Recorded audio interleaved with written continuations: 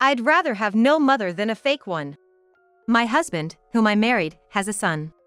This son seems unable to accept me and always throws such heartless words my way. However, in front of my husband, his father, he behaves quietly, and my husband cherishes him deeply. He sees him as an exceptionally well-behaved son and is proud of him, seemingly oblivious to his other side. So, even if I tell the truth, I might not be believed. I think having complex feelings towards a stepmother, regardless of age, is natural, and perhaps it's my role as a stepmother to accept these feelings. Yet, such hurtful words, even if I try to ignore them, chip away at my heart. I don't want you talking to me. It's disgusting having a stranger in the house. Don't look at me. It's creepy. Dad should have married his previous girlfriend. Why did he choose you? Even after Richard got married and left home, his attitude towards me remained unchanged. I couldn't bring myself to be stern with him, perhaps because he wasn't my biological son. Despite everything, I wanted to build a good relationship over time, being a family and all. I even sent delicious vegetables to Richard's family. But fake mom sending us trash? That's just harassment. Richard continued to hurl abuse at me, and our relationship didn't change at all. Do I have to accept this forever? Is there even a need to? If you're going to send something, at least make it decent. Richard is an adult, maybe it's time to stop pampering him. If you can't do that, then just don't bother at all. If that's how he feels, so be it. Whatever happens next is not my concern. All right, I understand. I'm Jessica. I'm a 58-year-old part-time housewife. Now, it's just Tom and me living together. Until a few years ago, Richard lived with us too, but now he's married and has his own family. Though I call him my son. Richard and I have no blood relation. He's Tom's son with his ex-wife, who divorced when Richard was 5. The cause was his ex-wife's infidelity. She often left young Richard at home to go to her lover, and Tom, believing she was unfit as a mother, took custody and raised Richard alone. Tom and I used to work at the same company, where he was my junior by 4 years. I knew about his divorce since we were in the same department at the time.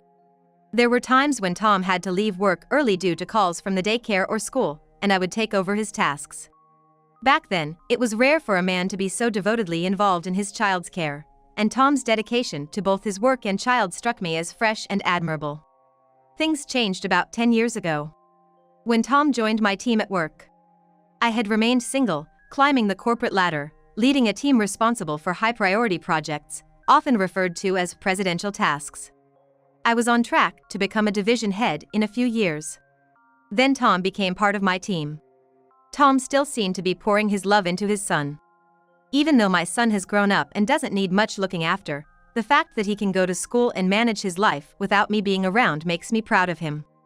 But at the same time, I feel sorry that I haven't been able to be there for him all the time.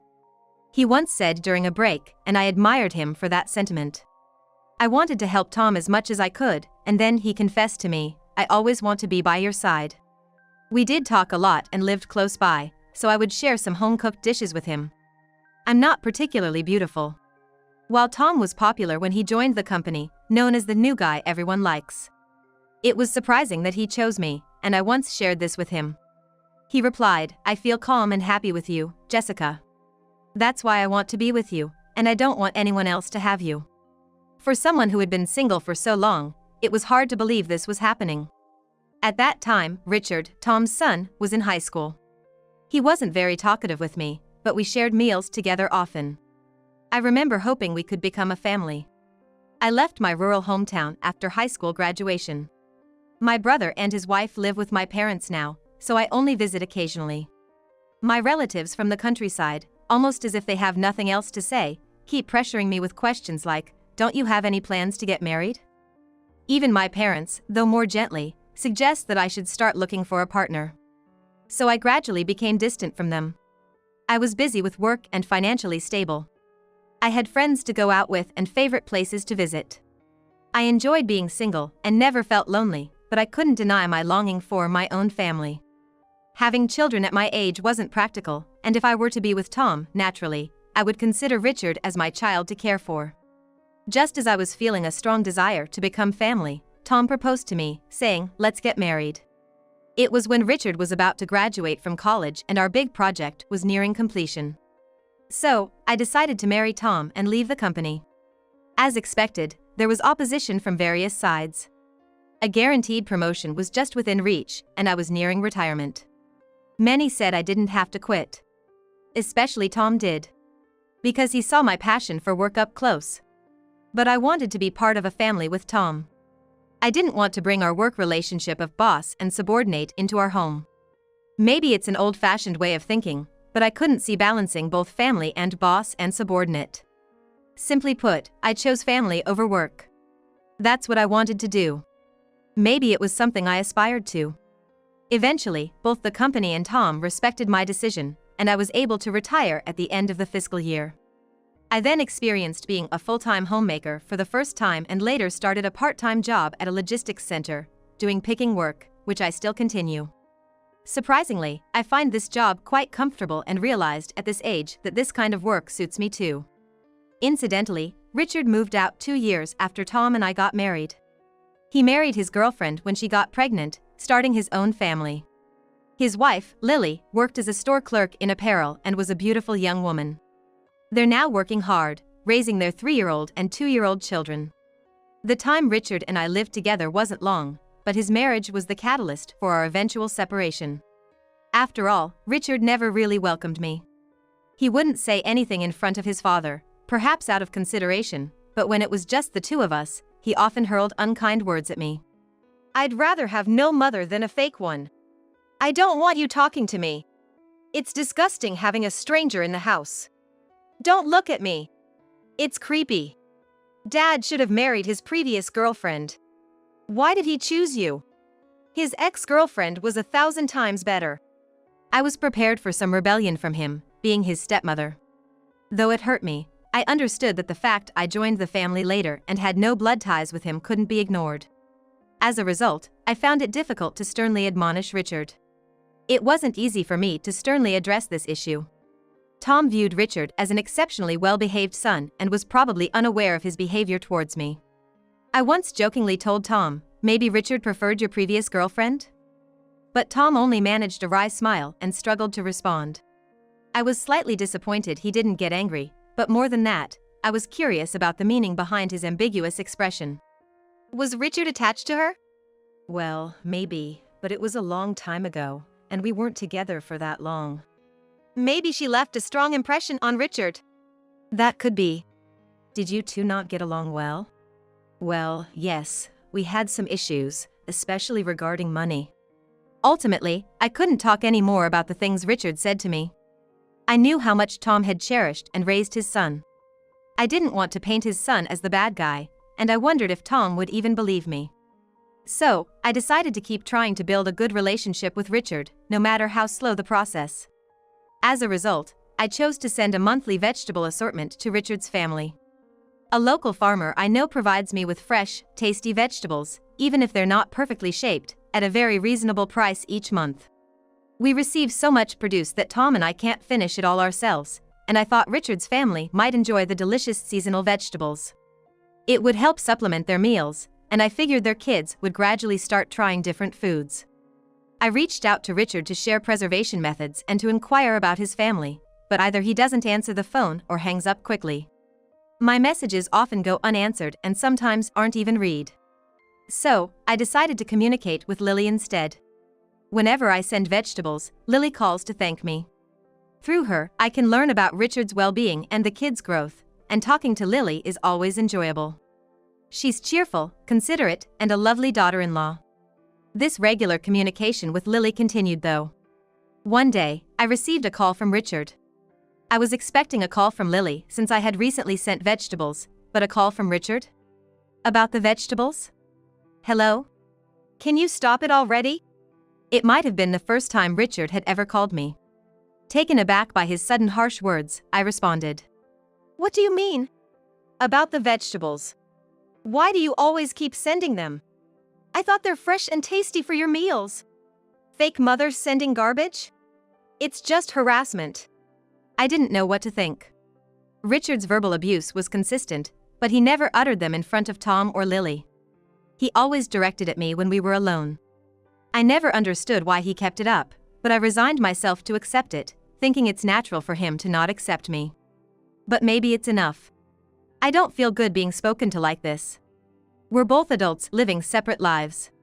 There's no need for me to keep putting up with this. What's with the silence, hey? What do you want me to do, Richard? Nothing.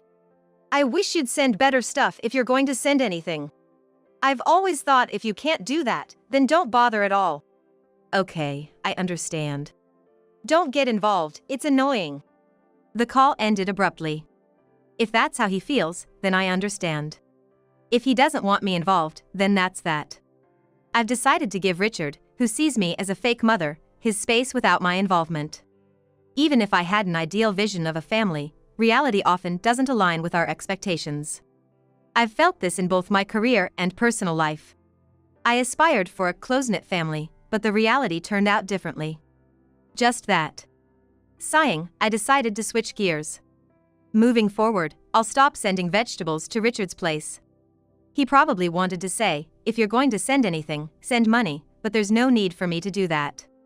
I won't initiate any contact, and if Richard visits, I'll respond politely but maintain my own life. That's enough. One day, Tom came home later than usual. After preparing a light meal for him, he asked me to sit opposite him. It's about Richard. He started. He had received a call from Lily after work. She told him about Richard's rude behavior towards me.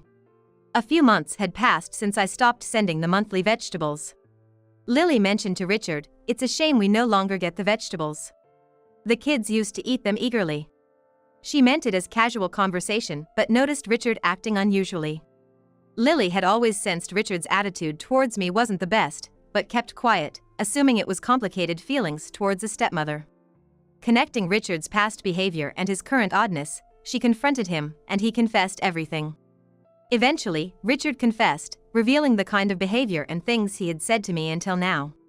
Lily, feeling overwhelmed, consulted Tom. Richard did that? Tom asked, looking concerned. He probably struggled to believe it. He was proud of his son. But with Lily's initiative, I no longer needed to hide the truth. Yes, it's been going on for a while. I'm sorry, I didn't realize. It's okay. He never said those things in front of you or Lily. This made it clear that his actions were indeed driven by malice. Realizing the malice behind it, Tom lost his words, looking troubled. We need to have a serious talk with Richard. Finally, breaking the silence, Tom spoke up. I couldn't predict the outcome, but perhaps this conversation was necessary, not just for me and Richard, but for Tom and his son's relationship. All right. Let me know when you've set a date. I might not have much to say. But still, it's a family issue. I have to face it properly. About 2 weeks after I talked with Tom, Tom and I were visiting the home of Richard and Lily. Their children were apparently being looked after at Lily's parents' place, so the four of us could have a proper discussion. What's this all about, all of a sudden? But it seemed that Richard was the only one who hadn't been told anything. When we showed up, he was visibly disturbed. If we don't do this, you'll just run away. Sit down and let's get serious. Lily said firmly, grabbing Richard's arm and making him sit in the dining chair. I see, Lily had set up this surprise meeting to make sure Richard was definitely present. Maybe she knew Tom was too soft on Richard and arranged today's meeting forcibly. Even if Richard ran away after being told in advance, Tom probably wouldn't force him to come back. Somewhere in his heart, thinking Richard wouldn't do such a thing, Tom might also run away from this issue. Maybe Lily realized this and created an environment where both father and son couldn't escape, with me also present. Anyway, everyone was gathered. The four of us surrounded the table, ready to start the discussion. First, mother-in-law, thank you for always providing delicious vegetables. Lily was the one to break the ice.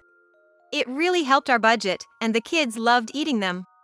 They seemed to notice the difference in taste. That's good to hear. Fresh produce is indeed delicious. Because of Richard, we can't eat those delicious vegetables anymore, and especially the older child is really upset. At Lily's words, Richard's face fell slightly. It's pointless for me to apologize now, but honestly, what you did was extremely rude and inexcusable. Lily's gaze was fixed on Richard beside her. Richard didn't even try to look up, let alone speak. Did you really say such things, Richard? Now it was Tom's turn to ask. Richard has never shown defiance towards Tom. That's why, even now, he tries to look up and answer Tom's question. What do you mean by such things? I heard you said terrible things to Jessica. Which one? I'm not quite sure. Richard answered, eyes darting around. I'm amazed he's still trying to play dumb in this situation. We shouldn't waste time with his evasiveness. I'll help out here. I've been called a fake mother many times. Also, things like, you're creepy, don't look at me, and I feel like throwing up just being in the same room with you. About the vegetables, he said stuff like, don't bring that trash here. The most frequent thing he said was if only Dad had married his previous girlfriend. Shut up, you jerk! Richard glared at me fiercely as I detailed the incidents. I thought explaining it myself would be quickest and hoped that by revealing the facts, Richard would stop his pointless pretenses. His true nature is showing up quite quickly. Richard, what's with that attitude? Seeing his son's behavior, even Tom seemed to have understood. Why are you treating Jessica like this? What's the reason? Because I hate her. Why do we need such a plain-looking aunt? Richard exclaimed loudly. I myself was willing to be hurt to know the truth, but was that the reason? Why with someone like that? Dad, you used to date a beauty. You should have married her. I would have welcomed her. Ah, so that was the most important part. Simply a matter of preference. More than being angry, I felt deflated. Lily is a tall and beautiful woman, too. I kept quiet because I thought it might shock Richard, but... Tom began speaking in a low voice. I broke up with her because Richard was too clingy and touchy. It was creepy. She said she couldn't live with me because of that. Eh? Richard let out a short, deflated sound in response to Tom's words. I guess Lily and I must have had the same look on our faces. Back then, Richard was about middle school age. He was physically grown but acted childishly, clinging and grabbing hands. She noticed him trying to peek while she was changing too. What dash, how that's... Richard, visibly shaken, kept muttering incoherently. It must have been like a first love for him. He got carried away and was clumsy in expressing his affection. To have her true feelings revealed in such a way must have been a shock. After all, if Richard had been more discreet, he might have been able to live with his admired older sister. Even I could see Richard's way of interacting with his girlfriend was off, so I understood why she'd say that. That's just creepy. With Tom's words and Lily's final blow, Richard slumped down. If I were in Richard's shoes, I'd want to disappear from embarrassment. Since we're here, can I say something too? Lily said, raising her hand to her face. Suddenly saying that, all eyes turned to her. What does she mean by since we're here? Richard, in the past year or so, you've been on frequent overnight business trips, haven't you? I began talking to Richard, facing him. It seemed like a conversation between husband and wife. Sure, what about it? Where did you go and what did you do? What? Why are you asking all of a sudden? Richard didn't answer my question, and Lily let out a small sigh while still looking at him. Then, she took something out of her pocket and placed it on the table. Is your thing for older women because you're still hung up on your father-in-law's ex-girlfriend? The meaning behind Lily's words became clear when I saw the several photos she placed on the table. In the photos, Richard and a noticeably older woman were cuddling on a hotel bed. Richard is 28, but the woman looked significantly older. However, Lily is a year younger than Richard, so it might not necessarily mean that he only likes older women. I thought something was off, so I checked your smartphone. Lily's words caused Richard's expression to change dramatically. He was clearly panicking. How did you unlock it? You usually use your birthday for the numeric lock, don't you? Apparently, she hit the nail on the head. Richard was at a loss for words. So, those weren't business trips, but affairs, huh? I went through all your message history, so hiding it is pointless. I saved all the photos too. Richard. Tom interrupted as Lily was speaking, calling Richard's name. His gaze was fixed on the photos on the table. What's this all about? Why, you? Tom looked seriously concerned, and Richard remained silent. I realized something. Could it be that the woman in these photos is Tom's ex? At my words, Richard looked up sharply, and Tom slowly nodded. What? Lily, who seemed the most surprised, leapt back in her chair, causing a loud bang as she lost her balance. No way! I knew she was older, but how old is she? She's 1 year younger than me, so now, 53. Wow, she looks really young. Mother-in-law. That's not the point. Ignoring Richard, who hadn't said a word, the three of us continued talking. But really, she is beautiful. Looks at least 10 years younger. A real-life age-defying beauty. What the heck, Richard, were you stalking her? No. It was a coincidence. I saw her at a bar. Richard hurriedly explained, overlapping Lily's words of disbelief. He said that last year, while walking through a bar district, he happened to see her. Unable to resist, he immediately approached her and they became involved. She had been married 15 years ago but became a widow after her husband's death, leading a lonely, uneventful life, and Richard's approach was a welcome change. Richard, you didn't tell her, did you? Tom asked. The unspoken thing. Meaning Richard had kept his identity as Tom's son a secret while being involved with her. Richard just nodded silently. Oh, this is just awful, totally disgusting. Lily's voice echoed in the room. She was absolutely right. Richard knew she was his father's ex and still hit on her, all while hiding his own identity. And he had been deceiving his family with this affair for over a year. Busy with work, hardly ever home, not helping with housework or childcare despite both working, and now an affair with your father's ex-girlfriend? Absolutely disgusting. Lily hurled words fiercely at Richard, who remained silent. Well, he probably had nothing he could say. We didn't know, but it seems Lily was struggling alone to keep the household running. And then there's Richard. I'm filing for divorce. I'll take custody of the kids. I'll also be claiming alimony and child support. If you can't pay in one go, we'll do it in installments, but I'll have the paperwork ready to garnish your wages. Lily said decisively, with Richard looking at her with pleading eyes. Just get out now. But Lily seemed to have completely written Richard off. Her merciless words twisted Richard's face in misery. Get out? Where to? Go stay with that woman. That's... Tell her I'll be claiming alimony from her too. You're kidding, right? No, I'm serious. Lily's expression didn't change at all. Even in front of a distraught Richard, her resolve was unwavering. I won't see her again, I really regret it, so let's drop it, all of it. Richard said in a feeble voice to Lily. Drop what? Like, divorce, alimony. I'm not dropping it. Lily. Richard called her name as if trying to appease her, but Lily elegantly ignored him. Realizing he wasn't getting through to her, Richard turned his gaze to Tom. Looking for help like a little kid. Tom had always been a reliable father who helped out in tough times, but not this time. Tom just stared at Richard silently. His eyes intense. Richard realized he wouldn't get help. Richard's eyes shifted from Lily to Tom, then to me. Our eyes met briefly before his gaze fell.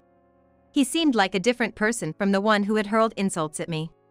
Afterward, Lily really did kick Richard out of the house and then apologized to us for showing such an embarrassing scene, offering us tea. Tom also promised to help Lily with the alimony claim, saying, "It's my son's mess, and I can't claim to be uninvolved." He assured her that he would continue to support Lily and the grandchildren. I also decided to personally help Lily. She seemed to have thought and researched a lot about divorce, with a clear plan for the future. A lot of people around me are divorced. I've got plenty of advice. She said this with a laugh, but I knew there would be many challenges. I reassured her that we would support her in every way, and we left. Once home, Tom deeply apologized to me.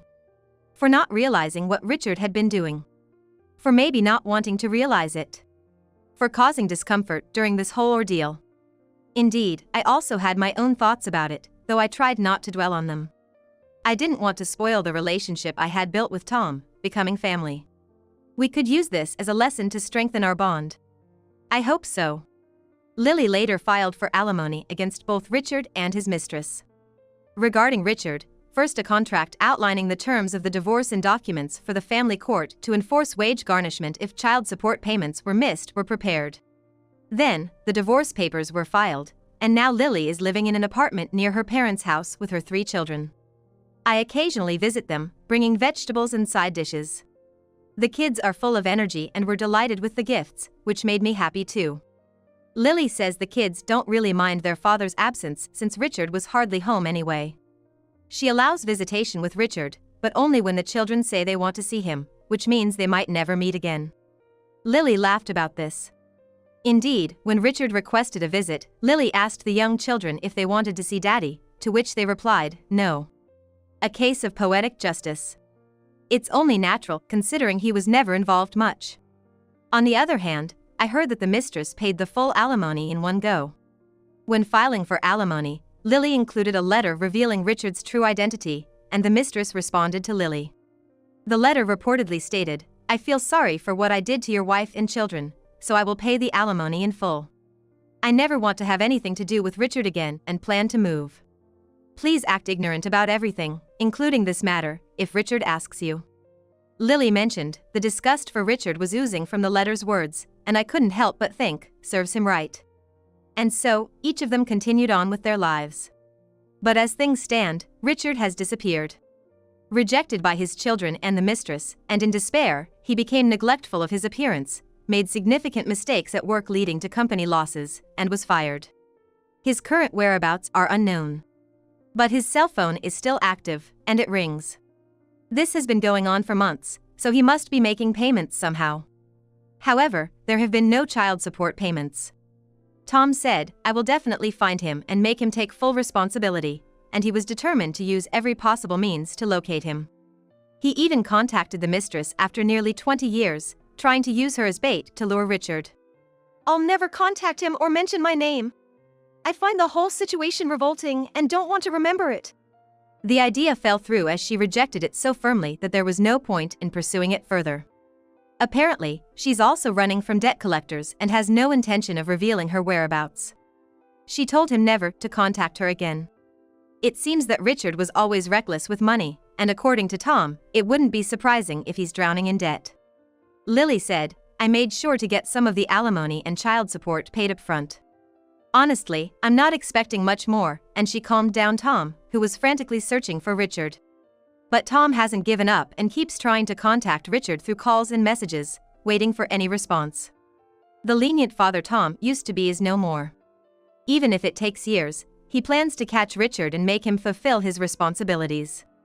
As for me, I'm relieved from the stress of Richard's verbal abuse and feel closer to Tom than before. Sometimes I meet with Lily and her kids, and find healing in playing together. I also go to art galleries with Tom to enjoy our shared interest in art appreciation, which makes my days feel fulfilling. I feel very happy to be able to spend such peaceful days.